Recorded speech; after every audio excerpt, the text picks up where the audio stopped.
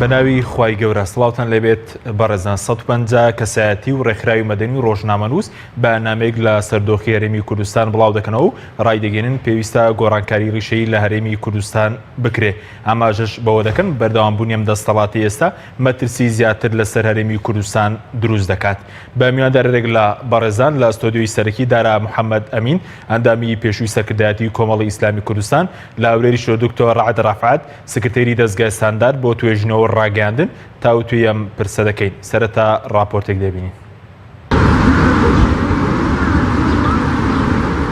150 کەسایەتی و ڕێکخراوی مەدەنی و ڕۆژنامەنووس بەیاننامەیەک بۆ ڕای گشتی بڵاو دەکەنەوە و ڕایدەگەێنن پێویستە گۆڕانکاری گەورە لە کوردستان بکرێت و بەردەوامبوونی دەسەڵاتی ئێستا مەترسی زیاتر لە سەرهەرێمی کوردستان دروست دەکات. ئەو کەسایەتی و ڕۆژنامەنووس و ڕێکخراوە مەدەنیانە لە بەیاننامەکەیاندا دەڵێن ئاڵوگۆڕ و پەڕەسەندنی ڕووداوەکان لە ناوچەکە و عێراق و هەرێم گەلەکەمانی ڕۆبەڕووی چەندین تەحەدیاتی گەورە کردووەتەوە و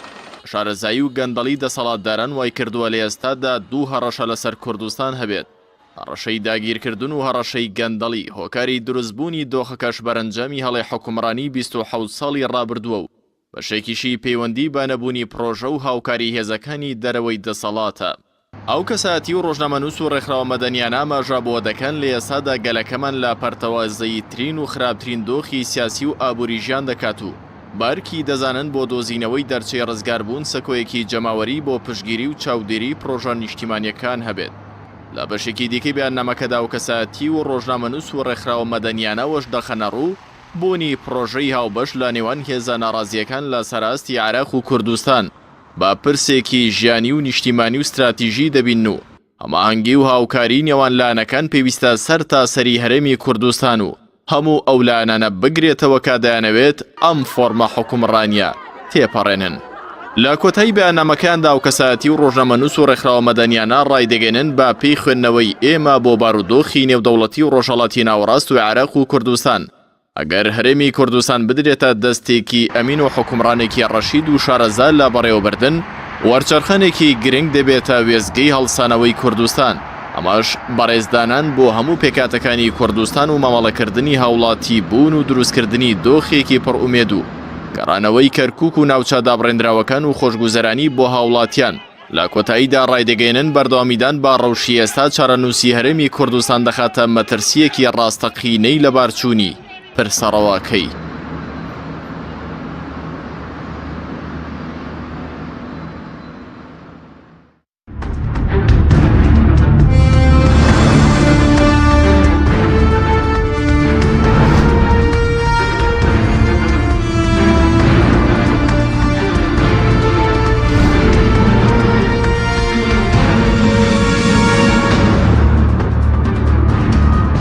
جارێکی تر سڵاوتان لەبێت بەڕێزان سوپاس بۆ میوانەکانمان مامۆستادارە بەخێر بێنگ سەرتا لە بەڕێستانەوە دەست پێ بکەین. ئەمڕۆ 150 کەسایەتی و ڕێکخراوی مەدەنی و ڕۆژنامەنووس بەیاننامەیەکیان لەسەر دۆخی هەرێم بڵاو کردوێتەوە داوای گۆڕانکاری دەکەن. باسی لەوە دەکەن کە ئێستا دوو هەڕەشە لەسەر کوردستانەیە، هەڕەشەی گەندەڵی و هەڕەشەی داگیرکردن. ڕای بەڕێستان چیە لەسەر ئەو هەڕەشانەی کە ئێستا لەسەر کوردستانە هەیە بەتایبەتی بەهۆی گەندەڵیەوە؟ بەناوی خۆی بەخشندەی میهرەبان، سڵاو لە بەڕێستان و لە بینەرانی کەناڵی ئاسمانی پێیان و سڵاو ڕێزیشم بۆ میوانەکەتان لە هەولێر. دەستخۆشی لە هەموو ئەو کەسایەتیان ناکەم کە هەرێکیان لە شوێنی خۆیان پێگەیەکی خۆی هەیە. ئەمڕۆ دەرکیان بەو مەترسیە کردووە کە ئەمڕۆ لە هەرێمی کوردستان هەیە و دەرکیان بەوە کردووە کە لە کوردستان قەیرانێکی گەورە هەیە، گەندەڵی هەیە، نەعەدالەتی هەیە، ناشەفافیەت هەیە. دۆخی کوردستان بە دۆخێکی پڕمەترسیداردا دەڕوا لە نێوان ئەو ململانەیەی کە ئەمڕۆ ناوچەکەی گرتووەتەوە بەگشتی و دەتوانم بڵێم بارودۆخێکی زۆر گەرم هەیە لە ناوچەکە، نەک هەر هەرێمی کوردستان بەڵکو هەموو وڵاتانی دەوروبەری گرتووەتەوە کە ئێمە پێمان وابوو ئەو گۆڕانکاریانە دەرەنجام لە دایکبوونی دەوڵەتێکی کوردی و کۆتایی نەهامەتیەکان بێ. بەڵام بەداخەوە ئێمە ئێستا مەترسی لە دەستدانی هەرێمەکەشمان هەیە ئەگەر فریانەکەین. ئێمە هەرێمی کوردستان لە 27 ساڵی ڕابردوو کە باشترین دەرفەت بۆ بە درێژایی سەدەی ڕابردوو، ئەم سەدەیەش بۆ کورد ڕەخساوە بەوەی کە کیانێکی سەربەخۆی هەبێ، سەرسەختترین دوژمنی کە ڕژێمی باسی فاشی بوو لە ناوچوو دواتر کورد ڕۆڵی سەرەکی هەبوو لە دروستکردنی عراقی فیدراڵ و لە ڕوخانی ئەو ڕژێمە و لە دانانی دەستوری عراقی فیدراڵ و لێوە بەڕێوەبردننی عراقی فیدراڵ و لە ڕێگرتن لە شەڕی ناوخۆی تایفیشی ئاوسونە لە عێراقا بەڵام بەرپرسانی کورد بەڕاستی کوردانە مامەڵیان نەکرد و موسساتی بیریان نەکردەوە ئەوەندەی بەرژەوەندی حیزبی و تاکە شخصی خۆیان ویست بیریان لە بەرژەوەندی باڵاکانی ئەم میلەتە نەکردەوە ئەوەندەی سەرەت و سامان و کۆمەڵێک مەکاسیبی تاکە کەسی و حیزبیان ویست بیریان لە بەرژەوەندی خەڵک نەکردەوە دەرەنجام دوای 27 ساڵ ئێمە زیاد لە نیوەی خاکی کوردستانمان لەدەستدا دەرەنجام ئێمە جارێکی تر مەجبوری بەغدا بووینەوە ئایا موچە و ڕوبع موچە دەنێرێ دەرەنجام خەڵکی کوردستان تووشی قەیرانێک بوو خەڵک تووشی بێهیوایی بوو هیوای دروستبوونی دەوڵەت لانی کەم بۆ چەندین ساڵێک جارێک کە دوا کەوتەوە و بارودۆخێکی وان ڕەخساندۆ کە ئێستا دەتوانین بڵێن خراپترین بارودۆخی ژیان و گوزەران و دارایی لە عێراقی فیدراڵە ئەمڕۆ هەرێمی کوردستانە هیچ ناوچەیەک واناژی لە سای ئەو دەسەڵاتە گەندەڵە کە تووشی خەڵکی تووشی ئەو حاڵەتە کرد تا ڕادەیەک کە بێهیوا بێ بۆیە پێم وایە ئێستا لە جێ خۆیەتی کە هەموو ئەو کەسانی خۆیان بە خەمخۆری میلەت دەزانن پارتە سیاسیەکانەوەی بەشدار نەبوون لە گەندەڵی و هەموو ئەو ڕێکخرا و لایەنانە ڕێکخراوی ناحکومی ڕێکخراوەکانی کۆمەلگای مەدەنی کەسایەتیەکان کەسایەتی ڕۆشنبیری یا سیاسی یا زانستی یا هەر بوارێکی تر بن کەسایەتی کۆمەڵاتیەکانیش هەڵوێستیان هەبێ بەوەی کە بڵێن ئێمە بەسێتیکی تر بازرگانی بە دەنگی خەڵکەوە بەسێتیکی تر شەوسانەوەی خەڵک بەسێتیکی تر دزی و تاڵانی و قڕکردنی خەڵک ئیتر سەرەتای دەستپێکردنی سیستمێکی نوێ و ڕاستکردنەوەی هەڵەکانی ڕابردووە کە پێم وایە ئەوەش بە تەنیا ناکرێت پێویستی بە هەماهەنگی هەیە لە نێوان لایەنە ئەسیا ڕەسەنە دڵسۆزەکان زایدەن ڕێکخراوەکان و کەسایەتیەکان و ئەو کەسانش کە ئەو بایەننامەیان دەرکردووە جێگای دەستخۆشی بەڵێ سوپاس دەکەین مامۆستا دەتەگرێن لەوەی بەڕێز دەگەر چی ناورێت لای کاک دکتۆر ڕعد کاک دکتۆر زۆر سوپاس بۆ بەشداریتان لە بەرنامەکەمان دایە و ئەمڕۆ ئەو بەیاننامەتان بڵاو کردوێتەوە باز لە دوو هەڕەشە دەکەن کە لەسەر کوردستانایە لە ئێستادا هەڕەشەی داگیرکردن و هەڕەشەی گەندەڵی بۆچی پێتان وایە تەنام دوو هەڕەشەیە لەسەر کوردستان هەیە و ئایا پێتان وایە ئەم هەڕەشانە لە ئەنجامی چیەوە دروست بوون؟ بەناوی خوای گەورە و میهرەبان سڵاو و ئیسرای خوای گەورە لە ئێوە و لە میوانە بەڕێزە گشت بینەرانی کەناڵی ئاسمانی پێیان ئێمە بەڕاستی دیارە کوردستان بە قۆناغیدا تێپەڕی بووە ئەمڕۆ ڕۆشنبیران و مامۆستایانی زانکۆ و ڕێکخراوەکانی کۆمەڵگەی مەدەنی لە جوغز و قاوغی تەنها قسەکردن و تەنها دەربڕینی ناڕەزایی دەرچووە بەڵکو هاتوۆتە قۆناغی هەڵوێست و قۆناغی خۆی یەکلاکردنەوە لەگەڵ کێشە سەرچەکانی ئەو هەرێمی کوردستان و قەیرانە سەرچەکانی هەرێمی کوردستان و هەروەها هەوڵدان بۆ دەرچوونی هەرێمی کوردستان لەو قەیرانە بە تایبەتی قەیرانی سیستەمی سیاسی ئەوە خاڵێکی گرنگەکەوە ئێمە پێویستە ڕەچاوی بکەین پێشتر یان ئێستاش لەوانەیە خەڵکێکی وا بێ ڕۆشنبیر بێ خاوەن بڕوانامە بێ مامۆستای زانکۆ بێ چاڵاکوان بێ بەڵام لەگەڵ ئەوەشدا تەنها لە خولانەوە لە قسەدا دەخولێتەوە ناتوانێت قسەکانی بکات بەرەو هەڵوێست و بۆ ئەوی گۆڕانکاری ڕیشەی لە هەرێمی کوردستان ئەنجام بدرێت ئەوە خاڵێکی زۆر گرنگەکەوە کاری لەسەر بکرێ خاڵی ئەوەی کەوە ئایا ئەو کۆمەڵە کەسە چاڵاکوان و کەسایەتی و مامۆستایانی زانکۆ و ڕێکخراوەکانی کۆمەڵگەی مەدەنی دارێ ئێمە هەستماوە کردوەکەوە هەرێمی کوردستان بە چەندین قەیرانی سەخت تێپەڕ بووە ئەو قەیرانانەش ئێمە پێویستی بە تەسنیفکردن و پۆڵێنکردن هەیە بە تایبەتی دوو قەیرانی سەرەکی ئێمە چەندەها قەیرانمان هەیە نزیکەی ئەگەر بە پێوەرە جیهانیەکان بێ نزیکەی 40 قەیرانی سەرەکی هەیە لە هەرێمی کوردستان بەڵام ئەوەی کەوا ئێمە پێمان گرنگ بۆ پۆڵێنمان کردووە دوو قەیرانی سەرەکیمان لە هەرێمی کوردستان پۆڵێن کردووە بە گرنگمان زانەوە لە قۆناغی داهاتوودا کاری لەسەر بکرێت و هەوڵ دەین هەرێمی کوردستان لەو قەیرانانە دەرباسکەین ئەویش کەوا داگیرکردنی هەرێمی کوردستان لەیان دژمنەکانی هەرێمی کوردستان لەیان دژمنانی خاک و خەڵکی کوردستانە هەروەها قەیرانی گەندەڵیە ئێمە نەک تەنانەت ئێستا هەرێمی کوردستان هەوڵ دەدرێتەوە داگیر بکرێت لەیان تورکیا لەیان ئێران دێنە پێشەوە سنوورەکان دەبەزێن و چەندین بنکەی سەربازیدا دەمەزرێن بەڵکو پێشترش ئێمە لە پێش 16 ئۆکتۆبەر وەکو دەرهاوێشتەیەکی سروشتی و واقعیانەی ڕیفراندۆمە ساختەکە ئەوە بکەوە نیوەی هەرێمی کوردستانەوە بە خاک و خەڵکەمان لەدەستدا ئەوە داگیرکردنیشی ڕاستەقینە ڕوویداوە بەڵام ئێستا وا دێت داگیرکردنی لە دەروەی سنووری عێراق بەرەو ڕووی کوردستان دێ ئەوە خاڵێکی گرنگەکەوە ئێمە وا هەست دەکەینکەوە ئەگەر ئەو دەسەڵاتدارانی هەرێمی کوردستان بە هەمان شێوازی کارکردن و بە هەمان عەقلیەت و بە هەمان قەیران بە قەیران بسپێرن کوردستان دەبێتە شوێنی تەڕاتێنی داگیرکەران و هەر کەسەوە دەتوانێت ناوچەیەک یا پارێزگایەک بۆ خۆی دابڕێت و ئەجێندای خۆی تێدا جێبەجێ بکە ئەو خاڵێکی سەرەکیە خاڵی دووەمیان گەندەڵی بەڵێ سەبارەت بە گەندەڵی ینی هەڕەشەی گەندەڵی چییە لەسەر کوردستان کەەوە بە خاڵێکی سەرەکی دەزان و ئەمڕۆ لە بەیاننامەکەتاندا ئاماژتان پێکردووە خۆی گەندەڵی ئێمە بەڕاستی شتێک تازەمان نەهێناوە یان شتێکمان نهێناوەکەەوە خەڵک لی شارەزان نەبێت و هۆشیار نەبێت و ئێمە باسیکەین بەڵکو ئێستا پێویست بە پێوەر و ئاماری جیهانی و نێودەوڵەتی ناکە لەبەرەوە ئێمە هەر یەک وەکوتاکێک خۆمان سەیری حاڵ و گوزەرانی خۆت بکە سەیری حاڵ و گوزەرانی خێزانەکەی خۆت بکە بنەماڵەکەی خۆت بکە جیرانەکانی خۆت بکە دراوسەکانی خۆت بکە برایەکانی خۆت بکە هەز دەکەی سەیری بازار بکە هەز دەکەی کەوا گەندەڵێکی زۆر ڕیشەچێش هەیە لە ناو هەرێمی کوردستان گەندەڵیەکە کەوا چەندین ساڵ نزیکەی 27 ساڵە ئەو دەسەڵاتدارانی هەرێمی کوردستان بلۆک و هەروەها خشت لەسەر خشتی ئەو گەندەڵیان دامەزراند و ئێستا کۆشکێکی گەورەی گەندەڵیان دروست کردووە ئێمە باسی ئەو گەندەڵێ دەکەین ئەو گەندەڵێ زیاتر وای کردوکەوە هەرێمی کوردستان بەرەو نەمان و بەرەو ناوچوون بێت بە تایبەتی لە ڕووی پێگەی نێودەوڵەتیوە لە ڕووی ئەو راپۆرتە نێودەوڵەتیانەی کەوا لەسەر هەرێمی کوردستان ئەنجام دەدرێ هەروەها لە ڕووی سومعی نێودەوڵەتی هەرێمی کوردستان و وەکو خودی تاچی کوردیش ئەمڕۆ بەڕاستی لەژێر هەڕەشێکی زۆر گەورەدا لە سایەی حکومڕانی گەندەڵی ئەو دەسەڵاتدارێکەوە هەرێمی کوردستان بەڕێوە دەبات بەڵێ بەڵام ئەو کۆشکێک کە بەرز باسی لێ دەکەی کە کۆشکێکی گەندەڵی دروست کراوە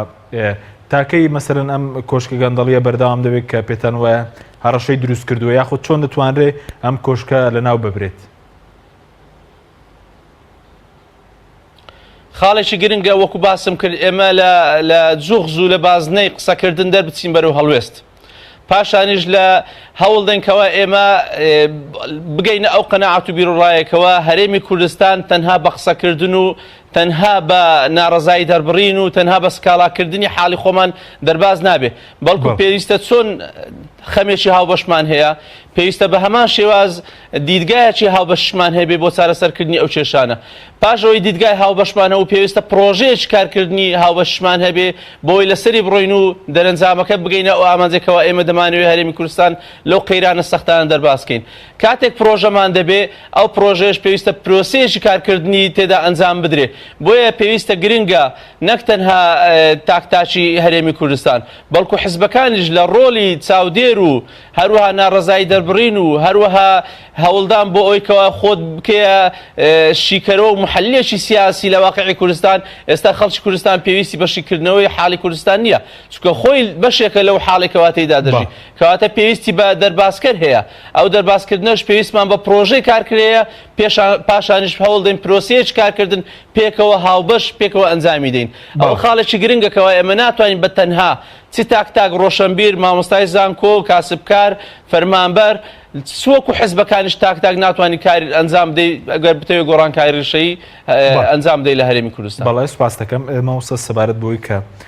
پێتان وایە مانەوەی ئەم دەسەڵاتە بۆ نمونە هەڕەشەیە لەسەر کۆمەڵگەی کوردی ئەگەر هەڕەشەیە مەسەر لە سوڕوویەکەوە هەڕەشەیە ینی مانەوەی ئەم دەسەڵاتی ئێستا بەم ستایلی ئێستا ئەم دەسەڵاتەی ئێستا سەرەڕای هەموو خێرەبوێرەی لە کوردستانە هەیە باروودێخێکی بۆ خەڵکی کوردستان دروست کردووە هەموو مەترسی گەورە لەسەر هەرێم و قاوارە سیاسیەکەشمان هەیە مەترسی گەورە هەیە لەسەر شەڕی ناوخۆ مەترسی گەورە هەیە لەسەر دروستبوونەوەی دوو ئیدارەیی مەترسی گەورە هەیە لەسەرەوەی کە ئێمە هەر هەرێمەکە لە دەست پشێ و وڵاتانی دەوروبەر هەمووی چای بڕیوەتە کوردستان و هێزەکانیان بێتەوە ناو کوردستان ئەم دەسەڵاتە ئەم 27 ساڵەی ڕابردوو نەیتوانی حکوومەتێکی یەکگرتوو بۆ هەرێمی کوردستان دروست بکە هەر حکوومەتی حیزبی بوو نەیتوانی زۆنی زەرد و سەوز نەهێڵێ نەیتوانی سوپایەکی یەکگرتووی کوردی دروستکە نەیتوانی ژێرخانی ئابووری بۆ هەرێمی کوردستان فراهەم بکە نەیتوانی موچە و پێداویستەکانی ژیانی خەڵک دابین بکە نەیتوانی دیبلۆماسیەتێکی سەرکەوتوو بەدەست بێنێ بتوانێت پشتیوانی نێودەوڵەتی بۆ هەرێمی کوردستان و داهاتوی ئەم هەرێمە بەدەست بێنێ ئەم دەسەڵاتی کوردی سەرڕای ئەو هەموو خێروبێرەی لە کوردستانە هەبوو نەیتوانی کارێک بکە کە خەڵق هاوڵاتی کورد دڵخۆش بێ بەوەی کە سیستمێکەیە لە هەرێمی کوردستاندا ئەمانە ئێمە کێشەکەمان لەوەیە نانتوانی سیستمێکی دیموکراسی کە ئیدعاشیانە کرد بۆ خەڵک فراهەم بکەن چونکە لانی کەم سیستمی دیموکراسی ئەبوو ئازادی ڕادەربڕین بێ ئەبوو دەستاودەستکردنی دەسەڵاتەکان بێ ئەبوو نەهێشتنی میلیشیا بێ ئەبوو شەفافیت بێ کە هیچ یەکێک لەمانە لەم دەسەڵاتی کوردیان نەبوون بۆیە دەرەنجام دیکتاتۆریەتێکی زۆر خراپیان بەرپا کرد کە ئەم بارودۆخەی ئێستا لێ کەوتوتەوە فعلەن ئەم بارودۆخە سەخت و دژوارە بارە قورسەکەی لەسەر کۆمەڵانی خەڵکی کوردستانە لەسەر خەڵقی فەقیر و هەژارە لەسەر زۆرینەی خەڵقی بەشخراوە و بەشمێنێتی دەسەڵاتداران و لایەنگرانی دەسەڵاتداران و ئەوەی لیان خواردون و ئەوەی جەماعەتی ئەشە بیلان و ئەوانەی مەسینە هەڵگرن بەداخەوە زۆرێک لەوانە مستەفید بوون ئەوانە خێروبێری ئەم وڵاتیان بردووە ئەوانە طبعاً لایەنگرانی دەسەڵات وەرپرسانی دەسەڵات ئەوانە سوودیان لێ وەرگرتووە ئەوانە بەڵام کەمینەیەکن کە تیا سوودمەند بوون سەرەت و سامانی ئەم وڵاتە هەمووی براوەتە دەرەوە هەموو داتاکان پێمان دەڵێ کە چەندین مەلایین دۆلار و بە ملیارات براوەتە دەرەوە تاڵان و تەخشان و پەخشانی پێکراوە وەزیمەی خەڵقی پێکراوە بە پارە بۆ هەڵبژاردنەکان لە بیدایەتەوە لە ساڵی 92 بەدواوە کراوە دەرەنجام بارودۆخێکی دروست کردووە زۆرینەکەی بێبەش بووە زۆرینەکەی مافەکانی خۆی وەرناگرێ بۆ 10 ساڵی ژەبێ کوڕان و کچانی ئەم وڵاتەی ئێمە بەدبەختن دانامەزرێن کەس خەمیان ناخوا گوێیان بۆ ناگرێ بۆیە حەقی خۆیەتی هەموو ئەم لایەنانەی کە بەشدار نەبوون لەم گەندەڵیە و دژی ئەم دەسەڵاتە گەندەڵە بوون و بە هیچ شێوەیەک لەگەڵ بەهەدەردان و تەخشان و پەخشانی سامانی گشتی نەبوون هەمویان بەڕاستی پێکەوە بێنە پێشەوە بەڵام بێگومانیشم لەوەی ئەم لایەنە سیاسیانە کە هەڵوێستی دڵسۆزانیان هەبووە لەسەر شەقام لە پەرلەمان لە حکوومەت لە دژی ئەم گەندەڵیە وەستاونەوە پشگیری خەڵکی کوردستانیان کردووە بەبێ پشتیوانی خەڵکی کوردستان ناتوانێت نامگاو لە ناوخۆشەندە مەسەرەن یەک ڕیز بن بۆ هێزانەی مەسەرەن دەرەوەی دەسەڵات هۆناغێک بێ کۆون دواتر من بە هەموو شێوەیەک لەگەڵەوەم بە تەنیا دژایەتی و دەسەڵاتە ناکرد دەبێ هەموو ئەم حیزبانە پێکەوە بن هاوپەیمانێتێک دروستکەن هیچ لایەن هەر لایەنێک بڵێ بە تەنیا من گۆڕانکاریەکەم خەڵک چاواشاکات تەنها خزمەتی دەسەڵاتەکە تەنها ئەو دوو حیزبە بمێنێتەوە چونکە ئەو دوو حیزبە ڕەگ و ڕیشیان داکوتاوە بە ملیارات دۆلاریان بردووە دایان هەزار چەکداریان دروست کردووە سیستمێکە 27 ساڵە لەسەر گەندەڵی و بەرژەوەندی خۆیان دروستیان کردووە یعنی وا بە ئاسانی ناڕوخێ ئەگەر بە هاوپەیمانێتێکی بەهێز نەبێت لە نێوانە هەموو لایەنانە و هەر کەسێکیش پێی وابێ ئامادە نەبێ هاوکاری ئەو هاوپەیمانێتێ بکە پێم وایە حەز دەکا و دەسەڵاتە بمێنێتەوە داواکارم خەڵکی کوردستان سزایم بدە بەڵام ئەمە بە هاوکاری خەڵکی کوردستان نەکرێت ئێستا ئێمە هەڵبژارنێکمان لە پێشە لە مانگی 5 دەکرێت ئەمە هەڵبژاردنە لەوە کە بۆ پەرلەمانی عراق ئەنجومەنی نوێنەرانی عراق دەکرێت لە 12 5 دەکرێت گۆڕانکاری گەورە بە دوای خۆیدا دێنێ لەم هەڵبژاردنەوە دەردەکەوێت خەڵکی کوردستان جارێکیکە ئەم دوو حیزبەی دەوێت کە هەر ئاوان نوێنەرایەتی خەڵک بکەن کە نانتوانی مافی خەڵک دابینکەن تەنانەت ئەو مافانەی لە دەستوری شاتووە نانتوانیوە لە 120 بۆ خەڵک دابینکەن یان دانەوێت گۆڕانکاری بکەن چونکە ئەوەی نایە گۆڕانکاری بکە عنی بە ڕابردوو ڕازیە بۆیە خەڵکی کوردستان داجار بڕیار دەدا نابێت ئەبێک بە کارتێکی سوور بخرێنە دەرەوە جارێکی تر نابێ ئەوانە نوێنەری خەڵک بن ئەگەر خەڵکی کوردستان پشتیوانی ئەم لایەنانە بکە ئەم لایەنانە ڕاستە ئێستا بە جیا دابەزیون بەڵام ئەوەی بڕیارە دوای ئەنجامەکانی هەڵبژاردن بۆ پەرلەمانی عراق ئێستاوە لە پێشەوەیە لە بەغدا هاوپەیمانێتێک دروستکەین ئەوانەی کە دەرەوەی دەسەڵات بەڵێوانەی دەرەوەی دەسەڵات بە تایبەتی ئێمە لە ناوچە کوردستانەکانی دەرەوەی هەرێم ئێستا لەگەڵ بزوتنەوەی گۆڕان و کۆمەڵی ئیسلامی و هاوپەیمانی پێکەوە بەڵێ پێکەوە لیستێکمان دروست کردووە دوجار لە بەغدا شەروابین هەر لایەنێکی تریش کە لەگەڵ دەسەڵاتان نەبووە من داواکەم یەکگرتووی ئیسلامی وەنەوەی نوێش ئەگەر کورسیان هێنا لە پەرلەمانە ئەوانەش ببن ئەگەر ڕاست دەکەن دایانەوەی گۆڕانکاری لە کوردستانە ببێ چیتر یاری بە مقدراتی گەل نەکرێ و چیتر تیجارەت بە دەنجی خەڵقەوە نەکرێ گۆڕانکاری بکەین هەمومان پێکەوە ئەم جارە ببینە نوێنەری ئەو خەڵکە داکۆچی لە مافەکانی خەڵک پێین لە بەغداش و لە هەرێمی کوردستان دوجاریش کار بکەین بۆی ئەو گۆڕانکاریە لە هەرێمی کوردستان لە هەڵبژاردنەکانی ئایندە بێتە پێشەوە. سوپاس دەکەم. کاک دکتۆرەگە بگەڕێم و لای بەڕێزت زۆر باست لەوە کرد کە ئێستا قۆناغی ناڕزایەتی دەربڕین کۆتایی پێهاتووە پێویستی بە هەڵوێستیانی مەبەستان چیانی دەبێت چ جۆرە هەڵوێستێکە بێت لەلایەن ڕێکخراوەکانی کۆمەڵی مەدەنی خەڵک پارتەکانی دەرەوەی دەسەڵات؟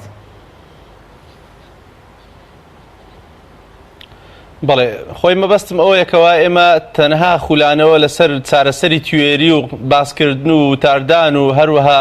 دیمانە و هەروەها لێدوان ئەوە بەس نییە بۆ گۆڕانکاری ڕیشەی. ئێمە پێویستمان بۆیەکەوە پرۆژەیەکی سیاسی سیستەمی سیاسی لە هەرێمی کوردستان بگۆڕین. چۆن سیستەمی سیاسی لە هەرێمی کوردستان دەگۆڕێ؟ پێویستە نەخشەی سیاسی لە هەرێمی کوردستان بگۆڕدرێ بە گۆڕینی پارسەنجی هێزەکان. ئەوانەش ئێمە دوو ڕێگەمان هەیە، یان ئەوەیە شۆڕش و ڕاپەڕین ئەنجام بدرێ هەوڵدرێ ئەو گەندەڵ و گەندەڵکارانە لە هەرێمی کوردستان دەرپەڕێنن، یان ئەوەیە شێوازێکی ئاسانتر هەیە و کاریگەرتر هەیە و دەتوانی لە داهاتووشدا سوودی لێوە بژیرێ. بە تایبەتی ئێمە لە مانجی 5 بەرەو هەڵبژاردن دەچین و لە مانکانی داهاتوو تریش هەر لەم ساڵدا بەرەو هەڵبژاردننی هەرێمی کوردستان دەڕۆین. ئەوەیەکەوە ئێمە بتوانین بلۆکێکی مێژووی دروستکەین، بەرەیەک و هاوپەیمانەتیش فراوان دروستکەین لە نێوان حیزبە سیاسەکان و کەسایەتەکان و هەروەها ئەو کەسانێکەوە کاریگەرن ڕۆڵیان هەیە لەناو کۆمەڵگەدا. هەموو پێکەوە بتوانین کاریگەری ڕاستەقینە بتوانین نەخشەی سیاسی لە هەرێمی کوردستان بگۆڕین و دەتوانین ئەزمموی وڵاتان ئەومان پێ دەڵێن کەوا بە هیچ شێوەیەک هیچ حیزبێک بەتەنیا ڕوتێک بەتەنها کەسێک بەتەنها نەیتوانیوە وڵاتە هەروەها وڵاتە دیکتاتۆرەکان سیستەمەکەی بگۆڕێت یان باری ئابووری خەڵشی بەرەو چاچی بە ئەوەیە ئیلا تەنها هەوڵیان داوە پێکەوە هاوپەیمانەتێک و بەرەیەکی فراوان دروستکەن بۆی بتوانن وڵات لە دیکتاتۆریەتەوە بەرەو دیموکراتیەت لە ناخۆشی و لە گەندەڵیەوە بەرەو خۆشگوزەرانی بن. نمونەی زۆرمان هەیە لە وڵاتان لە ئەزمموی وڵاتان ئەوە پۆڵەندایە، ئەوە مەجەرە یان هەنگاریا، ئەوەیە باشووری ئەفریقامان لە پێشە، فیلیپینمان لە پێشە، پێشترش تونس و مسرمان لە پێش و مسری پێش سیسی. ئەوانە هەموو نمونەی زیندونە لە چەرخی نوێدا. ئەوانە پێکەوە توانیتیان تەنانەت زاری وە باڵێکی دەسەڵاتداریش خۆیان جودا کردێتەوە لە دەسەڵاتە گەندەڵەکە پێکەوە لەگەر معارەزە ئۆپۆزیسیۆنەکان لەگەڵ ڕۆشنبیران لەگەڵ ڕێکخراوەکانی کۆمەڵگەی مەدەنی دامەزراوە ڕاستەقینەکانی ئەو وڵاتە پێکەوە هاوپەیمانەت و بەرەیەکی فراوانیان دروست کردووە توانێتیان وڵات لە قۆناغێک بەرەو قۆناغێشتر بنکەوە پێدەوتێت ڕاگۆستنی دیموکراتی لە قۆناغێکی دیکتاتۆری بەرەو قۆناغێکی دیموکراتی لە گەندەڵی و خراپی بەرەو چاکسازی و خۆشگوزەرانی بن. کەواتە ئێمە ناتوانین هەر حزبێک بۆ چوونێکی وایە بێکەوە بە تەنها بێوێت وڵات بەرەو باشی بە ئەو بەڕاستی بیرروبۆچوونەکەیان ئەوەیە شارەزانیە لە گۆڕانکاری سیاسی ڕاستەقینە لە هەرێم چۆن ئەنجام دەدرێت یان ئەوەیەکەوە خەڵک هەوڵ دەدات چاوەشە بکات بۆ سنانە. سوپاس دەکەم کاکتۆر ناوبڕێکمان هەیە دواتر دەگەڕینەوە لای بەڕستان بەڵێ بینەرانی بەڕێز ناوبڕێک و دەگەڕینەوە وڵاتە. تۆپ ئارت تاکە بریکاری تۆڕی میدیایی کۆمەڵ بۆ دروستکردن و بڵاوکردنەوەی ڕیکلام. تۆپ ئارت فێستیڤاڵی بەهار بەهارێک لە هەرزانی کۆمپانیای ئەتڵەس ئەسیل باوکاری ژووری بازرگانی و پیشەسازی سلێمانی. فێستیڤاڵی بەهار لە ژێر دروشمی بەهارێک لە هەرزانی لە پێشەنگای سلێمانی نێودەوڵەتی لە تاسموجە ئەنجامەدا. لە فێستیڤاڵی بەهار کۆمپانیای ئەتڵەس ئەسیل گەورەترین بازاڕ بۆ بازرگانان و کۆمپانیا نیشتیمانیەکان ڕێک دەخا بە نرخێکی هەرزانتر لە بازاڕ خزمەت با وڵاتیان دەکا. فێستیڤاڵی بەهار بەهارێک لە هەرزانی. گروپی کۆمپانیەکانی نوێکار بۆ جوانکاری بیناسازی. گروپی کۆمپانیەکانی نوێکار لە وەرزێکی نوێی کارکردنیدا هەڵدەستێت بە داشکاندنێکی بەرچاو بۆ سەرجەم مەوادی جوانکاری بیناسازی و پێداویستیەکانی. هەمیشە تۆکمەی و جوانی و خێرایی لە پێشینەی کارەکانیەتی وە سەرجەم کارەکانی کۆمپانیای نوێکار زەمانی 10 ساڵی لەگەڵدایە. لە سەرجەم پارێزگاکانی هەرێم کار دەکەین و گواستنەوە و بەستن بێ بەرامبەرە. لە ئەزمموی کارەکانمان هەمیشە تۆکمەی و جوانیمان دڵنیاکەرەوە بۆ کڕیارانمان. ناونیشان کەلار شەقامی سەرەکی لیوا بازار بەرامبەر مزگەوتی تەقوا. گروپی کۆمپانیەکانی نوێکار. کۆمپانیای دنیا دیکۆر بۆ هەموو کارێکی دیزاین و دیکۆرات. کۆمپانیەکەمان ئامادەیە بۆ کاری دیزاین و نۆژەنکردنەوە و جێبەجێکردنی ڕووکاری دەرەوە و ناوەوەی بینا و پرۆژەکانتان با سوودوەرگرتن لە باشترین ستافی جێبەجێکار و با سەرپەرشتی ئەندازیاری شارەزا با بەکارهێنانی مەوادی سمنتبۆرد، ئەسترۆپۆل، سەقفی مەغریبی، کاغەزی دیوار، تەختەی ئەرزی، سرێتیواڵ و چەندین دیکۆری تر. لە ئێستادا دەتوانن زەویەکانتان ڕادستی ئێمە بکەن با کەمترین کات و بە باشترین کوالەتی کارەکانتان جێبەجێ دەکەین. ناونیشان سلێمانی شقامی مەلیک مەحموود بەرامبەر پارکی مەلیک مەحموود، کۆمپانیای دنیا دیکۆر بۆ هەموو کارێکی دیزاین و دیکۆرات. کۆمیلی نیشانی بەرزی کوالیتی و ڕەسەنایەتی لە بەرهەمهێنان. بەرهەمەکانی کۆمیلی شامپۆی قژی کۆمیلی بە پێکاتە تایبەتەکەی هۆکارە بۆ بژانەوە و بریقەدارکردن و بەهێزکردنی ڕێگەکانی قژ. جۆرەکانی شامپۆی قژ بۆ قژی ئاسایی و چەور و وشک و دژە کڕێش و قژی مخۆرکە بۆ یەکراو. جۆرەکانی کلینەکسی تەڕی کۆمیلی بۆ بەکارهێنانی ڕۆژانە، پاکەرەوەی لەش، پاکەرەوەی ماکیاژ کە توانایەکی بەهێزی هەیە لە لابردنی ماکیاژ و مادەی وەتەرپروفی ناو ماکیاژ بەبێ جێهێشتنی هیچ موادێکی زەیتی. شامپۆی خۆشتن و دەستشتنی کۆمیلی پێست بۆن خۆش و نەرمەکە. کرێمی دەست و دەموچاوی کۆمیلی لە 100% زەیتی زەیتونی سروشتی تیا بەکاراتوە، پێستە وشک و زبرەکانی دەست و قاچ نەرم و زیندووە کاتەوە. زۆرینەی بەرهەمەکانی کۆمیلی لە 100% زەیتی زەیتونی سروشتی تیا بەکاراتوە. گۆڵدن ئای بریکاری سەرەکی بەرهەمەکانی کۆمیلی.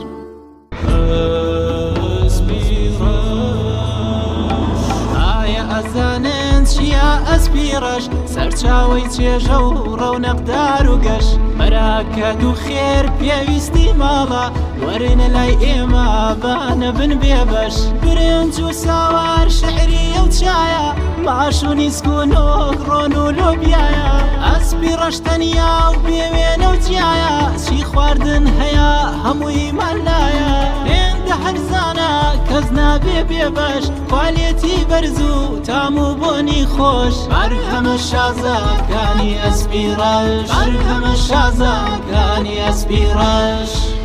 بەرهەمەکانی گروپی ئەسپیڕەش. تۆپ ئارت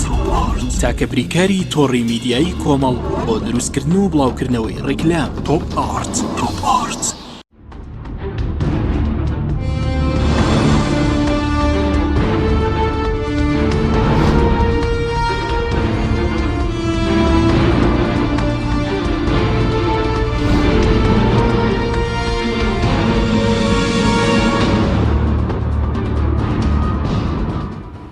جارێکی تر سڵاوتان لەبێت بەڕێزان. کاوی تۆرەگە بگەرم و لای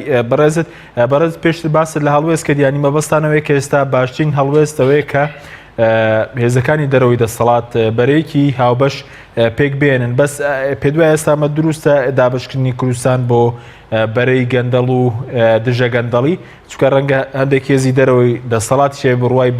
بەم دابشکاریە نەبێ بۆ قۆناغی ئێستا هەرێمی کوردستان. بەڵێ خۆی لە خۆی دابڕاستی ئەوە خۆی واقعی حاڵی کوردستانە. ئەمڕۆ کۆمەڵە خەڵکێک بە ناوی حکوومەتی هەرێمی کوردستان حکمی کوردستان دەکەن کەوا نە شەرعەتی یاساییان ماوە چکە خۆیان لە پەرلەمانەکەی خۆیان ماوەی حکومڕانی خۆیان درێژ کردوتەوە، هەروەها ماوەی حکوومەتەکەشیان درێژ کردوتەوە. ئەوە لەلای جگە لەوەی کەوا چەند بوونەتە هۆکاری چەندین قەیران و قەیرانی گەورەتر لە هەرێمی کوردستان هەر بەهۆی بە هۆکاری ئەو دەسەڵاتدارانی هەرێمی کوردستانە. چەندین گەندەڵیان ئەنجام داواکەوە پێویست ناکە باسکەین لەبەرەوە ئێستا خۆمە لە ناوەقعەکەدا دەژین. باشترین بەڵگەوەیەکەوە تەنانەت ئێستا لە وەزارەتی سامانە سروشتیەکان نزیکەی 700 میلیۆن دلار مانگانە نەوت دەفرۆشێ، بەڵام تەنانەت تەنها 375 میلیۆن دلار مانگانە دەداتە وەزارەتی دارایی. کەس نازانێ ئەو بەشەکەیتر نیوەی ئەو پارەیەکەوە فرۆشراوە نەوتی هەرێمی کوردستان بەرەو چێ دەچێت، چۆن قەرز دەکرێت، لەکوێ هاتووە بۆ چێ دەچی. کەواتە نەک تەنانەت ئەو کەسانی کەوا لە حزبی دەسەڵاتدارن بەڵکو تەنانەت ئەو وەزیرانەی ئەو کابینە حکوومەتیش پەرلەمانتارەکانیشیان نازانن ئەو پارەیە بەرەو چێ چووە. کەواتە ئەو باشترین نمونەی گەندەڵیەکەوە هەمومان تێدا دەژین. بۆیە ئەوەی خۆمان بتوانین دەرباسکەین لەو گەندەڵ و گەندەڵکارانە ئەو دەسەڵاتە گەندەڵکارە پێویستمان بۆیەکەوە بەرەیەکی دژی ئەوانە دروست بکرێ بۆی بتوانین پێکەوە هەمومان گۆڕانکاری ڕاستەقینە و ڕیشەی لە هەرێمی کوردستان ئەنجام دەین. ئەگەر نا بەتەنیا هیچ ئەنجام نادرێت و تەنها دەستەوەستان و سیرکەریش بین ئەویش ناکرێ لەبەرەوەی کەوا هەر کاتێک ئێمە دابنیشین چوەکو تاک چوەکو کۆمەڵی حزبی وەکو کۆمەڵی کۆمەلگا وەکو کۆمەڵی ئادەمیزاد ئێستا نەک تەنها ئەوانە بوونێتە هۆی گەندەڵی لە هەرێمی کوردستان بەڵکو بوونێتە هۆی قەیرانی مرۆڤایەتی لە هەرێمی کوردستان شکۆی مرۆڤ لە ناو هەرێمی کوردستان زۆر باستەمە بتوانین بڵین هەمومان خاوەن شکۆی مرۆڤایەتی خۆمانی لە هەرێمی کوردستان چونکە هەر کاتێک بیانەوێ دەتگرن دەتکوژن هەروەها سوکایەتیت پێ دەکەن ناتوانیکەوە وەکو پێویست خێزانەکەت بڕێوە بی هەروەها بتوانین خۆشگوزارین خۆت ئەنجام بدەیت لە هەرێمی کوردستان ئەوە نەک تەنها گەندەڵی ئابوووریە بەڵکو تەنانەت بۆتە قەیرانێکی مرۆیی تەنانەت دوای لێتەوە خێزانەکان لێک جودا دەبنەوە خۆکوشتن حاڵەتی خۆکوشتن زۆر بووە ئەوانە هەموو دەرهاوێشتەی ئەو سیستەمە گەندەڵەیە بۆیە پێویستە بە هەموو لایەک هەوڵدەین واجبێکی نەک تەنانەت ئاینی و نەتەوەی بەڵکو واجبێکی مرۆڤایەتیەکەوە هەمومان پێکەوە هەوڵدەین ئەو گەندەڵکاران لەسەر کورسی حکوملا دەین یان بەلایانی کەم پێکەوە بتوانین هەمومان گۆڕانکاری ڕیشەی ئەنجام بدەین نەک ببینە شاگردی ئەو دەسەڵاتدارە و باش شێوازێک بێوێ بەڕێوەی با کوردستان. بەڵێ سوپاس دەکەم کاکتۆر مامۆستا سپارەتەوەی کە پێشتر بەڕێزوتت ئێستا ئێمە لە بەردەم هەڵبژاردننی پەرلەمانی عێراقین لە مانگی 5 وە لە داهاتووشدا هەڵبژاردنەکانی کوردستان لەسەر ڕێگەمانن یعنی ئێستا دەرفەتێکی لەبارە بۆ هاوڵاتیان گۆڕانکاری بکەن یاخود ئەگەر گۆڕانکاری لە پەرلەمانی عێراق بکەن کاریگەری دەوێت بۆ ناوخۆی هەرێم نابێ گومانەوەی کە ڕاستەوخۆ کاریگەری هەیە ئێمە تا ئێستا هەرێمێکی لە عێراقی فیدراڵ و ئەو ڕیفراندۆمە ناسەرکەوتووە کە لە کاتی ناوەختا کرا وەکو میوەیە کە پێنەگەیشت بوو دەرەنجامەکەی بە خەسار چوو دوای چاوەڕوانێکی زۆر ئێمە جارێکی تر دەبێ بزانین هەرێمێکی لە عێراقی فیدراڵ مافەکانی ئێمە لە دەستوری هەرێمی عێراقی فیدراڵە چەسپاوە و دەبێت کار لەسەر ئەو مافە دەستوریانە بکەین لە هەرێمێکدا کە ئێمە بەهۆی ئەم دەسەڵاتەوە ناوچەکانی تری عێراق هەموو هاوڵاتێک لە کاتی خۆیان موچەوەرەگرێت بەڵام لەم هەرێمە ئێمە هەتا ئێستا خانەنشینێک موچەی مانگی 3 ساڵی 2017 وەرگرتووە واتە 13 مانگە موچەی وەرنەگرتووە کە مەندامێک تەنها 90,000 وەرگرتووە هەویشی ساڵی ڕابردووە یعنی لە هەرێمێکە کە مافی هەچی پێی بڵێن مافە سەرەتاییەکانی مرۆڤ نییە لە هەرێمێکە کە مافی هاوڵاتی بوونت نییە لە هەرێمێکە کە دەستگاکانی حیزب بۆی هەیە گەر تۆ دژی حیزب بووی بێ ئیهانەت بکە و کەرامەتت بشکێنێ سەرەتاییترین مافە دیموکراسیەکانی خەڵک خۆپیشاندانی مەدەنیانەیە دێ سەری خەڵک ئەشکێنن بە شەقتەی هەڵەدەن زیندانیەکەن ئازاریەدەن ئەشکەنجەیەدەن ئەوەی خۆپیشاندان بکە لە هەرێمێکە مافی خوێندنن نەبێت تا ئێستا کارەساتێکی گەورەیە مناڵەکانی ئێمە قوتابخانەکانیان داخرابێ بەڵام ئەم دەسەڵاتە بێ باک بێ بەرپرسانی ئەم وڵاتە مناڵەکانیان لە مەکتەبە تایبەتەکان بخوێنن بەس کوڕی فەقیر وەژار نەخوێنێ بەڵام میلەتیش بەشێکی ئەوەندە داماو بێ بڵێ خەتای مامۆسایە دەرسەکە ناڵێتەوە ناڵێ خەتای ئەو دەسەڵاتەیە کە کوڕەکانی لە مەکتەبی تایبەتەوە باشترین مەکتەبیان هەیە و ساڵانە بە چەندین هەزار دۆلاریان بۆ سەرفەکەن بەڵام قوتابخانەکانی تر داخراون دەسەڵاتیش بێباکە بڵێ با بێگوێ بۆ مامۆستایان بگرین قوتابخانەکان دانەخرێ لە بارودۆخێکی ئاوادا ئەو هەلومەرجە ئێستا بۆ ئێمە ڕەخساوە ئەوی شەوەیە تا ئێستا یەکێتی و پارتی لە بەغدا زۆری نەن ئەوان نوێنەرایەتی خەڵقیان کردووە تا ڕەم ڕێکەوتنەی ئەخیریش لەبەرەوەی ئەوان کورسیەکانیان زۆری نەن عەبادی لەگەڵ زۆری نەدانیشێ و بمانەوە نەمانەوە ڕقەمە کاریگەری هەیە ڕاستە تەزویر کراوە گەندەڵی کراوە فروفێڵ کراوە بەڵام لە نەتیجە خەڵقیش دەنگی پێداون چەپڵەی بۆ لێداون هەموو کەسێک کە دەنگی بۆ داون بەرپرسیارە بۆیە پێویستی بە ئیعادەکردنەوە هەیە لە دەنگدان بۆ جارێککە ئەم 4 ساڵە محەڵەیەکە لە کۆمەلگا پێشکەوتەکانە حیزبێک کە ناشتوانێت گەندەڵی بکە خەڵک سزایەدا لەسەر چەند هەڵوێستێک کە وەک پێویست خزمەتی خەڵک نەکە نوێنەرێشکە هەڵبژێرێ بۆی لەم هەڵبژاردنانە زۆر گرنگە کە ئەم لایەنانەی دژی دەسەڵات بوون بەشدار نەبوون لە گەندەڵی کە ئێمە پێمان وایە ئێمە و کۆمەڵی ئیسلامی یەکێک بوون لەو لایەنانەی لە سەرەتاوە دژی پێمان وا بووە ئەم دەسەڵاتی کوردیە لەسەر بنەمای حیزبایەتی دروست بووە بنچینە و بناغەکەی بە هەڵەت دانراوە لە خشتی یەکەمەوە خوار بووە لەبەرەوە ئەم خشتەکەی پشتی یەکەم خوار بوو هەتا بەرەوە ئاسمانیش بڕەوە هەر خوار دەرەچێ و پێمان وا بوو ئەم دەسەڵاتە ناتوانێت چاکسازی بکە و بە هەبوو شێوەیەک لە شێوەکان هەوڵمان داوە لە دەسەڵاتیشا بەشدار بین بۆی گۆڕانکاری بکەین کە پێمان نەکراوە کشاوینەوە و ئۆپۆزیسیۆنێکی ڕاستەقینە بووین چوینە سەرجاددا بەرپرسەکانی ئێمە تووشی ئازار و ئەشکەنجە و جیران و زیندانی بوون لەم هەرێمە من لە خۆشمەوە لە زیندانی ئەم هەرێمەم دیوە کەم بەرپرسی ئێمە هەیە زیندانی ئەم هەرێمەی نەدیبێ یا بەدەستی ئەم بەرپرسانە نەچوبێتە زیندانەوە بەڕاستی ئەمە کارەساتە ئێمە پێمان وایە پێویستە خەڵک پشتیوانی ئێمە بکەوە هەر هێزێکی ڕەسەن ئێوە بڕاتان بەو بەرە هەیە گەندەڵ و دژە گەندەڵەوە بێگومانم لەوەی زاڵم و ستەم لێکراوە هەیە بەرەیەک هەیە کە قوتی خەڵقی دزیوە و بەرەیەک هەیە کە ستەم لێکراوە بەرەی ستەمکار هەیە و ستەم لێکراو هەیە بەرەیەک هەیە مافی خەڵقی خواردۆ و بەرەیەکی مافخراویش هەیە وەکو یەک نین خی پەروەردگارە فەرمی ئەم نەجعل الذین آمنوا وعملوا الصالحات كالمفسدين في الأرض ئەکرێک خەڵقە باوەڕدار و دڵسۆز و خەمخۆری خەڵکەکە وەکو گەندەڵ و خراپەکارەکان وابن ئەم نەجعل المتقین كالفجار یعنی کەسێک لە خوا بترسێ مافی خەڵک پێشێل نەکا وەکو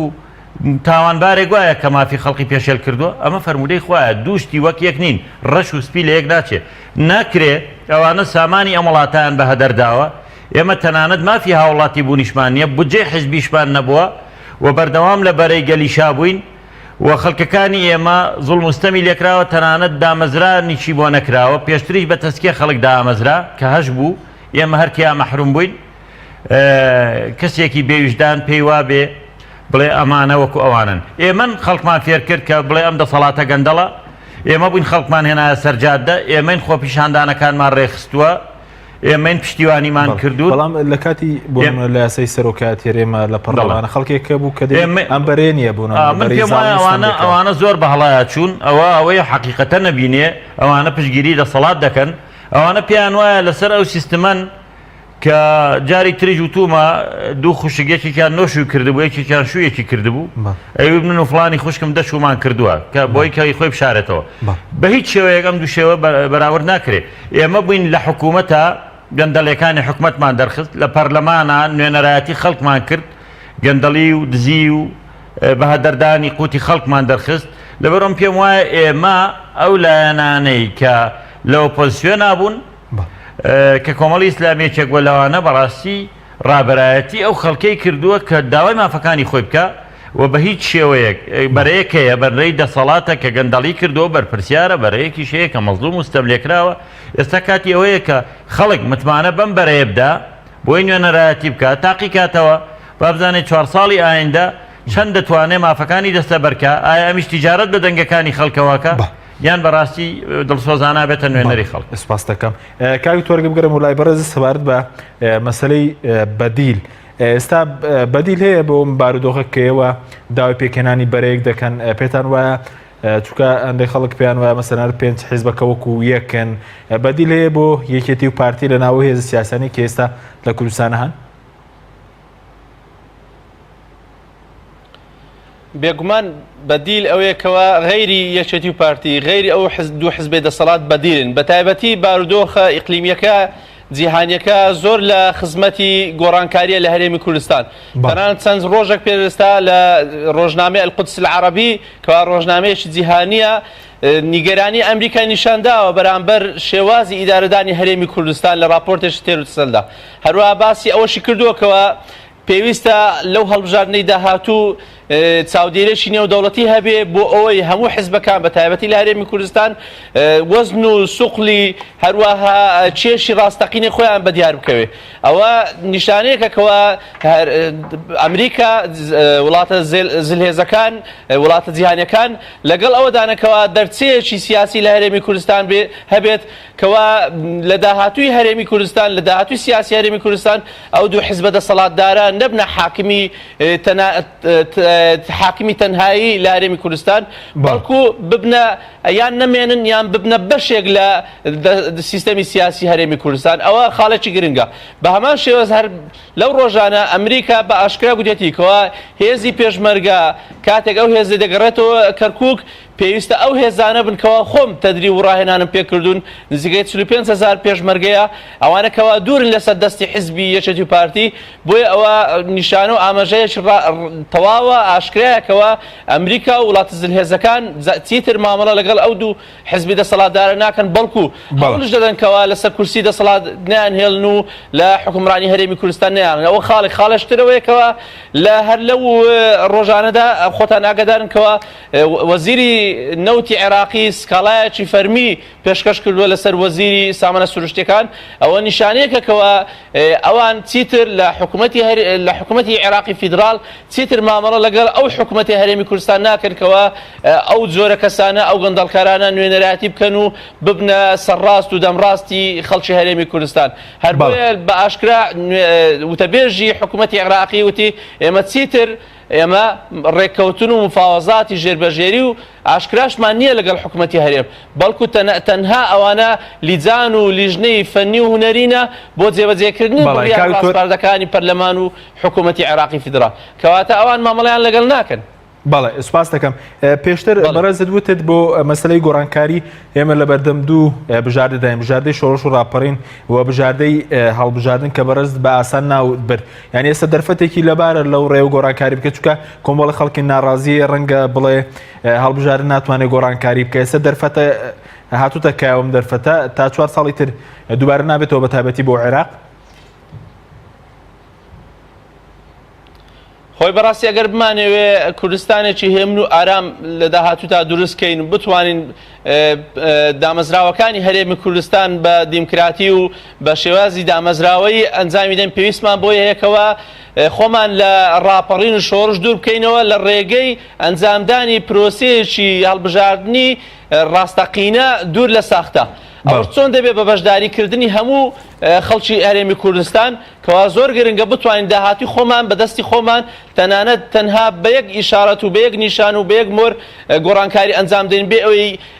لە جیاتی قەترە خوێنەکانمان بە قەترەی مەرەکەبەکان بڕێژین بۆی بتوانین داهاتوی هەرێمی کوردستان بگۆڕین. ئەوە حاڵەتێکی زۆر ئاساییە و زۆر ئاسانە لەوەی کەوا بتوانین ئەگەر بە هەمان شێواز ساختە بکرێ یان گوشا لەسەر خەڵکییان خەڵک خۆی نەچێت بەرەو پیری هەڵبژاردن بتوانێ غەیری ئەو دوو حزبی دەسەڵاتە هەڵبژێرێ ئەو کاتی بێگومان هەرێمی کوردستان بەرەو ڕاپەڕین و خۆپیشاندان و شۆڕش دەچێت چکە بە تایبەتی ئەو دوو حزبی دەسەڵاتدارە ئیمکانیت و ئامرازەکانی مانەوەیان نییە لەسەر دەسەڵات و لەسەر حکمی کوردستان بە تایبەتی ئیمکانەتی چەکداری و ئەمریکا لە پرۆژەیەکیدا هەوڵ دەداکەوە چەکدارەکان بێ لایەن و سەربەخۆ بکە و پارە و پول و نەوتیشیان لەدەست نەماوە ئێستا. بەڵای سپاس دەکەین مامۆستا زۆر بە کورتی خۆتان بە بەدیلی هەردوو هێزەکە دەزانن بۆ حکومڕانی نەبێ گومانە بێ ئەم دەسەڵاتە بەدیلی هەبێ ئەگەر بەدیل نەبێ گۆڕانکاری ناکرێت ئەم بەدیلەش پێویستی بە متمانەی خەڵکە ئێمە کۆمەڵی ئیسلامی بەقەدەر ئەو هۆی خەڵک متمانەی پێکردووی چەند ئەوەندە بەرگریمان لە مافەکانی خەڵک کردووە و چەند ئەوەندە شەڕمان کردووە داکۆچیمان کردووە لە دژی گەندەڵکاران و بە ئەرکی سەرچاوی پێمان وایە ئەمە واجبێکی ئاینیە واجبێکی نیشتیمانیە واجبێکی هاوڵاتیە کە ئێمە وەکو تاکێکیش ئەرکی سەرشانی خۆمان یەزانین وەک پارتێکی سیاسی ئیسلامی کە چی پێمان دەکرێت داکۆچی لە خەڵک بکەین وە کردوشمانە ئێمە پێمان وایە بەڵام ئەمە پێویستی بە پشتیوانی خەڵکی کوردستانە. بنەمەوێک ڕاستی بڵێ مەگەر خەڵکی کوردستان بیاوێ گۆڕانکاری بکات دەنگ بدا بەوەی کە لایەنەکانی غەیریەکێتی پارتی زۆری نەبەدەست بێنن و متمانە بە ئێمە بکەن کە بتوانین لە داهاتوو نوێنەری خەڵک بین دەوڵەتە ئیقلیمیەکان و زلهێزەکانی شیتر یارمەتی پارتیوێکێتی نادەن بەڵام ئەوانش بە دوای بەرژەوەندی خۆیان ئاگەڕێن ئەبینن تا ئێستا ئەوان هێزیان هەیە بەرژەوەندیەکانیان لەگەڵ ئەوانە ڕۆیشتووە تا ڕادەیەک بەرگریان لێ کردوون بەڵام پێم وایە لە ئایندە گۆڕانکاری گەورە دێتە پێشەوە ئەمەش بە کورتیەوە ئەم گۆڕیم دەسەڵاتە بەرکێکی ئاینی و نیشتیمانی دەزانن بێگومان گۆڕینی ئەم دەسەڵاتە بەرکێکی ئاینیە زانین چونکە خوای پەروەردگار ئیسلامی بۆیە ناردووە بۆ بەرقەراربوونی عەدالەت إن الله يأمر بالعدل والإحسان وإيتاء ذي القربى خوای گەورە ئەمری کردەوە ئەم دادپەروەریە مرۆڤی خەلیفەی خوایە لە سەرزەوی ئەبێ نەیەڵە زوڵمستەم بمێنێ بە ئەرکی سەرشانی خۆمان یەزانین و خوای گەورە ئینسانی موسڵمان داوا لە موسڵمانەکە ڕوبەڕووی زاڵم و ستەمکار بێتەوە ئێمە ئەرکی سەرشانی خۆمانە واجبێکی دینیە واجبێکی نیشتیمانیە بەرگریە لە ئینسان بەرگریە لە کەرامەتی مرۆڤ بۆیە ئەوەندەی ئێمە پێمان بکرێ درێغی ناکەین ئەگەر خەڵقیش متمانەمان پێنەکە ئەوە ئێمە سار ناکاتەوە لەو پامی خۆمە. بەڵێ زۆر سوپاس بۆ بەرەزان دارا محەممەد ئەمین ئەندامی پێشووی سەرکردایەتی کۆمەڵی ئیسلامی کوردستان کە لە ستۆری سەرەکی لەگەڵ مابووی، هەروەها دکتۆر ڕەعەت ڕەفعەت سکرتێری دەستگای ستاندارد بۆ توێژینەوە ڕاگەاندن کە لە هەولێرەوە لەگەڵ مابووی. سوپاس بۆ بینەرانی بەڕێز، سوپاس بە هاوکارانم تا بەرنامەیەکی تر خواتان لەگەڵ.